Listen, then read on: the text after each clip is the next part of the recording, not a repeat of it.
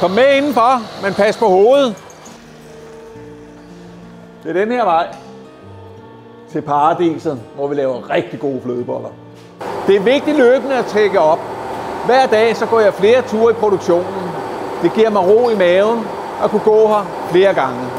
Det her, det er vores eneste flødebollemaskine til Spangsberg Flødeboller. Den er tussegammel, men det er faktisk den eneste, der kan producere de ægte Spangsberg Flødeboller. Da jeg overtog fabrikken her, jamen der var det egentlig et lager til legetøj.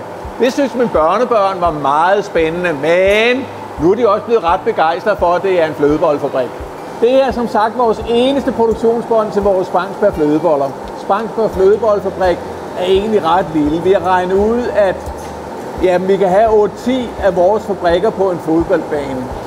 Udover flødeboller, jamen, så producerer vi en masse andre ting her, blandt andet til jul og til påske. En flødebolle er bedst, jo friskere den er. Derfor har vi også sat et maks på 30 dages holdbarhed. I virkeligheden kan en flødebolle holde langt længere, men vi synes simpelthen ikke, at kvaliteten er god nok efter de 30 dage til at hedde en Spangsberg. Jo, det hele startede tilbage i 2010, hvor vi startede Spangsberg.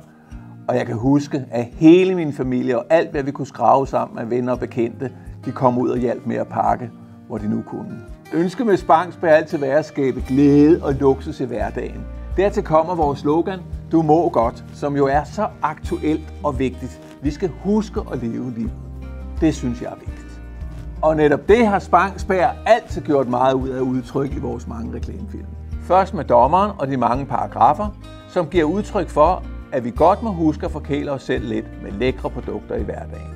Efterfulgt af de film, hvor vi kommer helt tæt på vores lille flødebollefabrik og viser, hvordan vi er en lille fabrik og samtidig fortsætter med at dyrke en tilgang til livet, som jeg tror mange kan lære lidt af, nemlig at vi ikke altid skal gøre alt helt korrekt, og at vi skal huske at forkæle os selv lidt.